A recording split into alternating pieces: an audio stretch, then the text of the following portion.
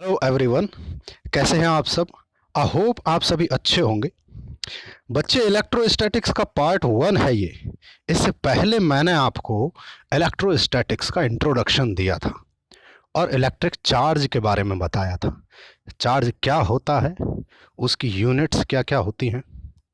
और मैंने बोला था कि जो पहली दो वीडियो हैं ये बहुत इम्पोर्टेंट हैं आपकी बेसिक अंडरस्टैंडिंग बनाने के लिए। अगर आपको ये समझ आता है तो आपको बहुत इजी हो जाएगा आगे का चैप्टर पढ़ने में। ठीक है, तो पिछले चैप्टर में मैंने आपको चार्ज और उसकी यूनिट बता दी थी। इस वीडियो में मैं आपको ये बताने वाला हूं कि किसी बॉडी को चार्ज कैसे किया जाएगा, चार्जिंग के डिफरेंट मेथड्स कौन कौन से होते हैं। ये तीन जो मेथड हैं ये मैं एक्सप्लेन करने वाला हूं और लास्ट में मैं आपको फ्रिक्शनल इलेक्ट्रिसिटी बताऊंगा। ठीक है सॉरी। तो बच्चे, बात करता हूं कि चार्ज प्रोड्यूस कैसे होता है। एक बात आप यहां ध्यान से समझिए, चार्ज ऐसी क्वांटिटी है जो कंजर्व्ड रहती है। आप चार्ज को बना नहीं सकते, इसीलिए वर्ड प्रोड्यूस लिखा गया है, ना कि क्रिएट लिखा गया है। हम क्रिएट नहीं कर रहे हैं चार्ज को, यह बात आप याद रखेंगे। अब मैं बात करूं किसी एटम की, तो एटम में आपको पता है नंबर ऑफ प्रोटॉन और नंबर ऑफ इलेक्ट्रॉन्स जो होते हैं वो इक्वल होते हैं। मतलब आपका जो एटम है वो इनिशियली कैसा होता है? न्यूट्रल होता है। ठीक है, अब बात यह है कि बॉडी को चार्ज कैसे करना है। तो अगर मैं आपको बोलूं कि अगर ये एटम चार्ज ले ले, गेन करे, या चार्ज चार्ज से मेरा मतलब है इलेक्ट्रॉन का गेन करना या इलेक्ट्रॉन को लूज करना, तो होगा क्या?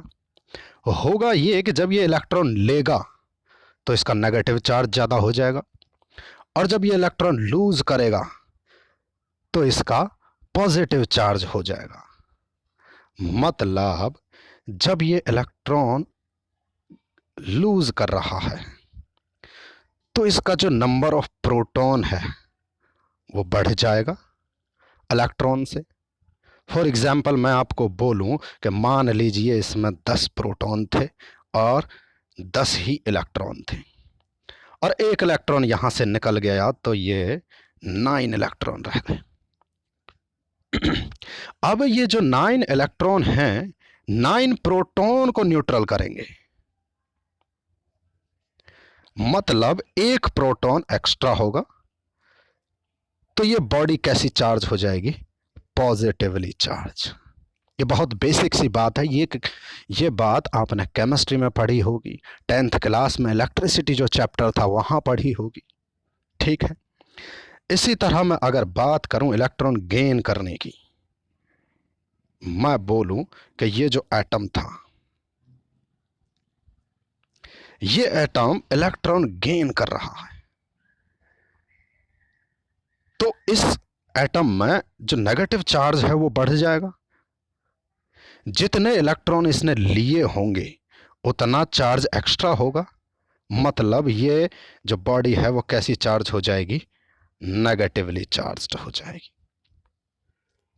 मतलब मैं सीधा सीधा कहूं तो मैं ये कहता हूं कि किसी बॉडी को चार्ज करने के लिए या तो वो इलेक्ट्रॉन डोनेट करे, लूज करे, या इलेक्ट्रॉन गेन करे।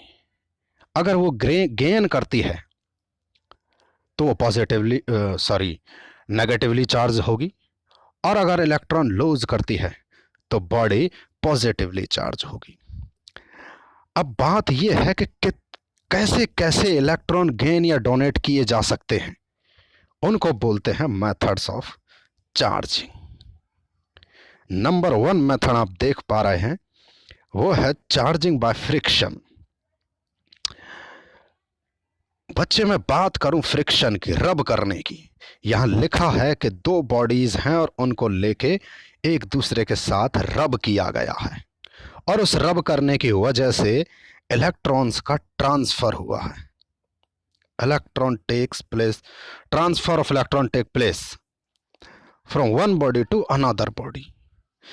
देखिए, एक बॉडी ये है, एक बॉडी ये है, दोनों को किया गया है रब। अब रब करने का मतलब है कि फ्रिक्शन होना। अब आपने बहुत अच्छे से पढ़ा होगा कि फ्रिक्शन की वजह से हीट प्रोड्यूस होती है।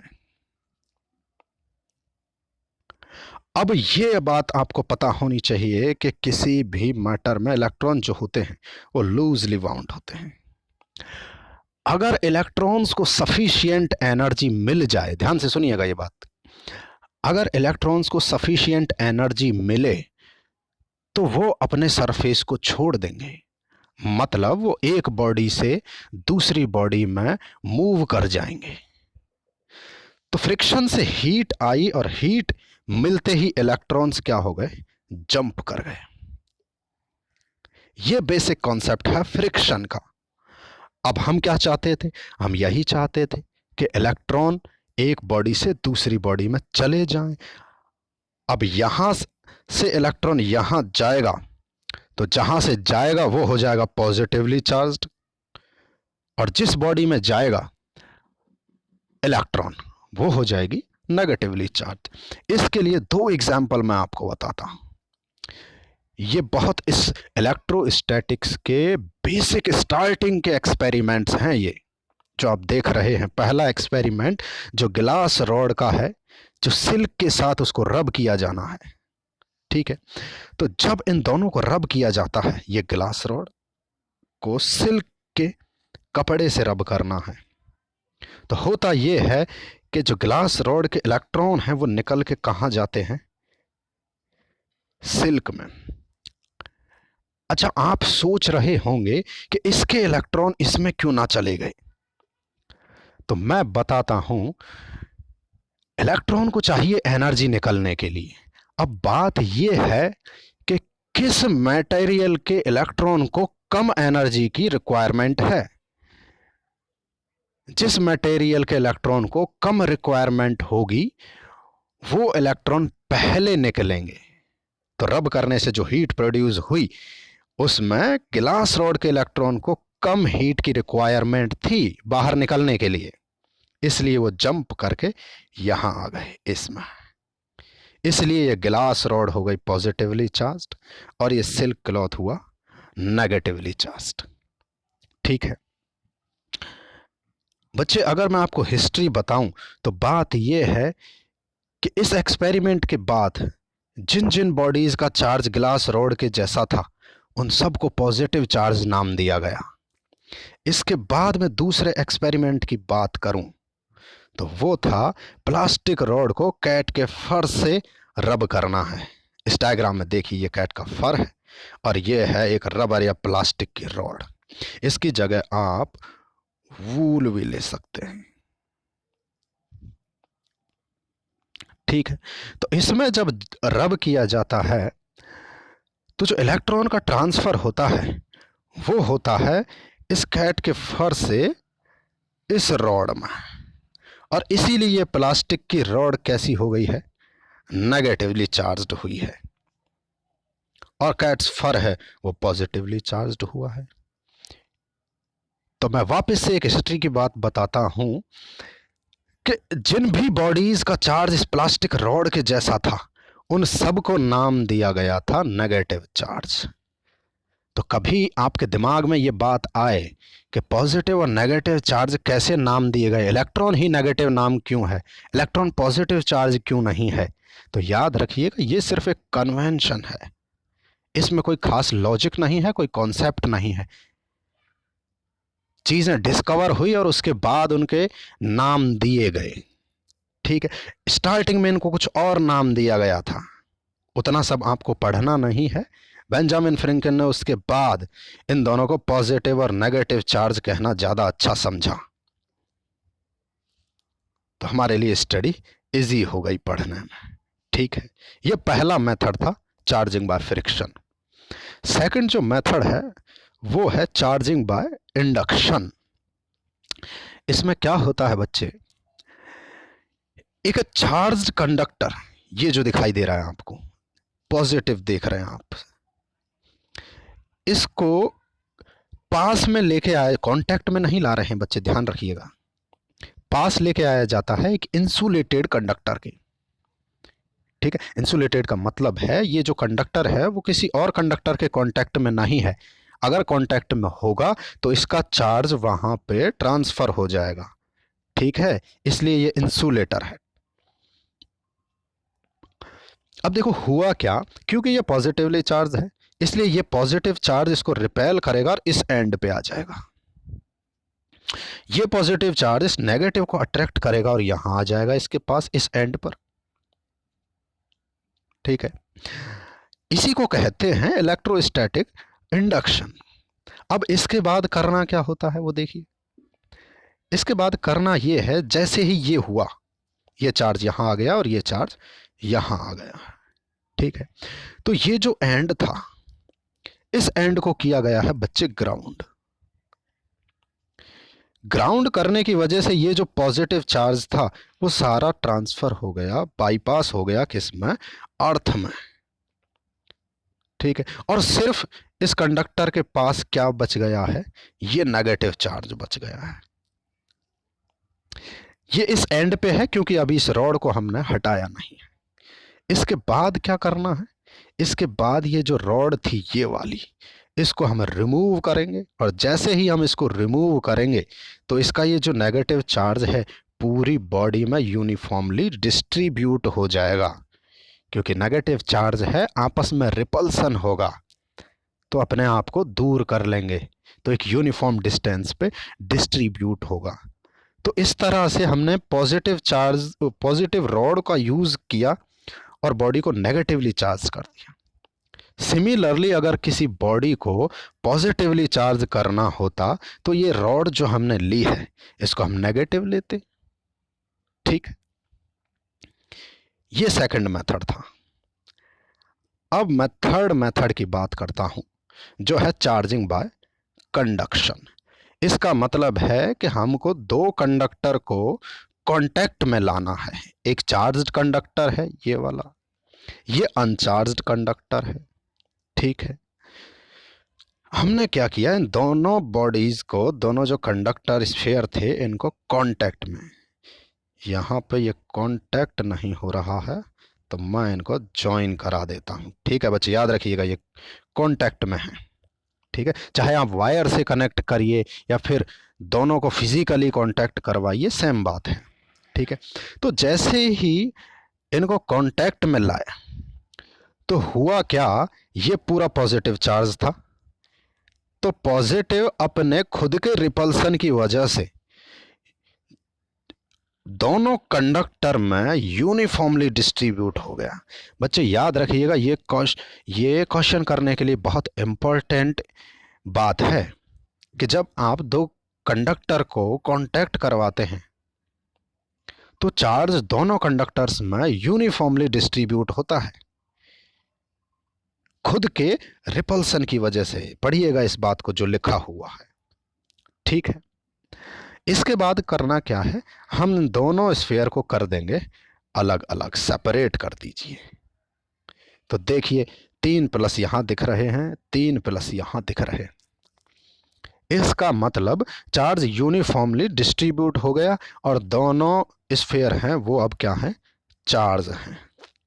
पहले ये वाला स्फीयर चार्ज था और ये जो स्फीयर था मैं नाम दे देता हूं, सपोज ये ए है, ये वाला बी था, तो इस बी की वजह से ए चार्ज हो गया है।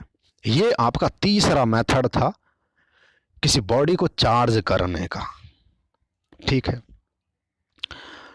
अब मैं बात करता हूं बच्चे, लास्ट जो टॉपिक इस वीडियो का है, फ्रिक्शनल इलेक्ट्रिसिटी। ये काफ़ी हिस्टोरिकल टॉपिक है। मैं एक कुछ एग्जाम्पल के साथ इसकी शुरुआत करता हूं। आपने देखा होगा विंटर्स में जो क्लॉथ्स होते हैं तो जब वो आपस में रब होते हैं तो उसकी वजह से एक स्पार्क प्रोड्यूस होता है, ये आपने देखा होगा। क्यों होता है वो स्पार्क, क्योंकि बेसिकली जब रब होते हैं कपड़े तो फ्रिक्शन होता है। और अभी थोड़ी देर पहले हमने एक मेथड पढ़ा था, चार्जिंग बाय फ्रिक्शन। फ्रिक्शन की वजह से इलेक्ट्रॉन ट्रांसफर होते हैं, और इलेक्ट्रॉन जब ट्रांसफर होते हैं तो एक विजुअल लाइट वो इमिट करते हैं, और इसी की वजह से हमको वो स्पार्क दिखाई देता है। ठीक है, अब मैं थोड़ा और हिस्ट्री में जाता हूं। शुरुआत में हुआ ये था कि बहुत सारे ऐसे मटेरियल थे जिनको हम रब करते हैं, तो रब करने के बाद वो एक प्रॉपर्टी अक्वायर करते हैं। क्या करने की? दूसरे पार्टिकल्स को अट्रैक्ट करने की। ये जो लिखा हुआ है, पार्टिकल जैसे बहुत हल्के particle, light pieces of paper हो गए, फीदर्स हो गए, इस तरह के पार्टिकल्स को। और इस प्रॉपर्टी को ही नाम दिया गया क्या? इलेक्ट्रिसिटी, अट्रैक्ट करने की प्रॉपर्टी को। एग्जाम पॉइंट ऑफ व्यू से जितना लिखा हुआ है उतना मटेरियल सफिशिएंट है। ये बस मैं आपकी नॉलेज के लिए बता रहा हूं, जो बोल रहा हूं, तो आप कंफ्यूज ना हो कि कितनी सारी बातें बताई जा रही हैं। ठीक है, तो बहुत सारे मटेरियल थे जिनको रब करने के बाद वो अट्रैक्ट करने की प्रॉपर्टी रख रहे थे, और इसी अट्रैक्ट करने की प्रॉपर्टी को बोलते हैं इलेक्ट्रिसिटी। अब ये इलेक्ट्रिसिटी क्यों आई है? क्योंकि इलेक्ट्रॉन्स का हुआ था ट्रांसफर फ्रिक्शन की वजह से। अब क्योंकि फ्रिक्शन की वजह से हुआ है, इसलिए इस इलेक्ट्रिसिटी को नाम दिया गया क्या? Frictional electricity. और एग्जाम्पल मैं आपको दूं तो मैं बोलता हूं कि जब आप हेयर को कॉम्ब करते हैं, अपने हेयर्स को आप कॉम्ब कीजिए काफ़ी देर तक, और उस कॉम्ब को छोटे छोटे पार्टिकल्स के पास लेके जाइए, तो आप देखेंगे कि वो कॉम्ब उन छोटे छोटे पार्टिकल्स को अट्रैक्ट करेगा। क्योंकि बेसिकली कॉम्ब चार्ज्ड हुआ है, क्योंकि आपने बालों को रब किया है, फ्रिक्शन हुआ है, इलेक्ट्रॉन का ट्रांसफर हुआ है कॉम्ब में। ठीक है, तो ये बहुत सारे इस तरह के एग्जाम्पल होते हैं। आपने कभी देखा हो तो बर्थडे पार्टी में छोटे छोटे बच्चे बलून को अपने बालों से रब करके दीवार के पेस्ट कर देते हैं, चिपका देते हैं बिना किसी ग्लू के, तो वो अट्रैक्ट करने की प्रॉपर्टी की वजह से दीवार के साथ अट्रैक्ट हो जाता है। ठीक है, तो इस वीडियो में आज के लिए इतना ही था। नेक्स्ट वीडियो में मैं आपके लिए चार्ज की प्रॉपर्टीज लेके आऊंगा, कूलम्ब्स लॉ शुरू होगा, जो कि आपके लिए इंपॉर्टेंट टॉपिक होने वाले हैं। ठीक है, थैंक यू।